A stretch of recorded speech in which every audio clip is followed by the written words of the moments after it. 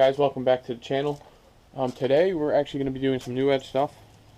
So we're going to be going over the fuel pressure driver module, FPDM, wire upgrade or wire mod. So just a little backstory on the car. This was 4-valve swapped by a previous owner, as you can see. And when I purchased it, it had about 15 check engine lights. So I've just been going over and going through all of them. Now, there's some little hackery here. We have our, I believe these are 03, 04 Cobra fuel rails that are on this. I believe this is a Lincoln motor with a 96 Cobra intake. That's my best guess. But they have a fuel pressure gauge going over here. Not the best idea, but from the start, it would get low fuel pressure.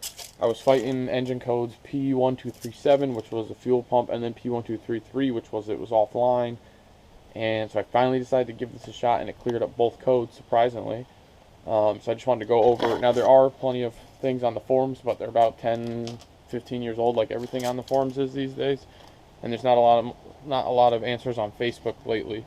But pretty much, we'll start off here at the front. So I went right to the battery, only because this car had a battery relocation when I picked it up.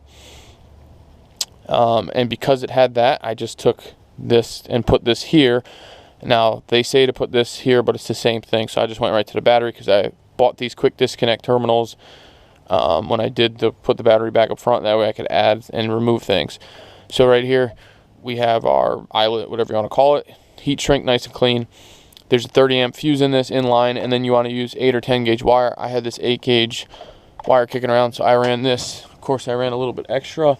There's a grommet right here on the firewall. Run down through that grommet inside the car. It comes down behind this.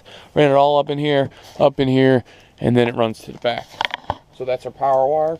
And now I use this pin out, which made it really easy because it'll tell you what wires you need to tap into and which pins they are. And then here you can see, of course, things are a little whatever. But right here we have the relay, just a normal 5-terminal relay, which you only use 4 terminals. One goes to ground, one is our power in, and then one is our feed wire to the PCM that is spliced in and then out. And then we also did a quick wire tap in for some 10 gauge wire here. And this, I ran this through the trunk, and it goes right down over here, down to the fuel pump, and we spliced that into the fuel pump. So, that being said, let's go over a relay that's out of the car, and I'll tell you which pins do what.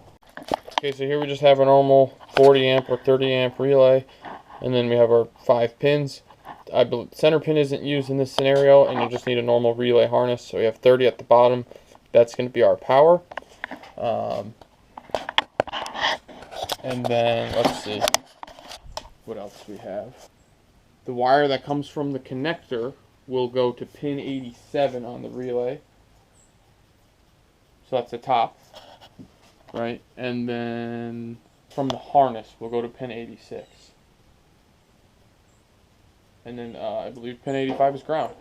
And that's simple. The hardest part of this whole thing is you do have to drop the tank, which I've done it plenty of times in that car. It's really easy. My little trick is I put a ratchet strap on the driver's side of the car, and I just lower it down with a ratchet strap and have a floor jack on the other side. I've done it 5 or 6 times by myself. And then this, because I replaced this at one point, this is your fuel pump hat.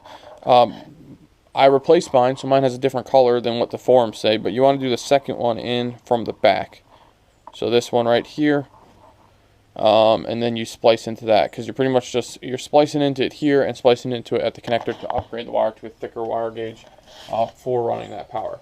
And all of a sudden, I don't know why, but when I put this and did this to the car runs phenomenal now. It has the fuel pressure it needs. None of those codes are there anymore. And I went and first I replaced the inertia switches, and it got pretty costly. Replaced the inertia switch. I have 2 other fuel pressure monitors here. I went and I bought a new one, tried all 4 of them, or 3 of them, and it said the same code every time. And then I also tried the CCRM. I ended up replacing that, and I did that anyways. Fortunately, my other one's back there, but the other one was cracked, and even when I replaced it, it still had the same problem, so that wasn't the issue. So once I upgraded this, now it has the fuel pressure it needs, and it runs great.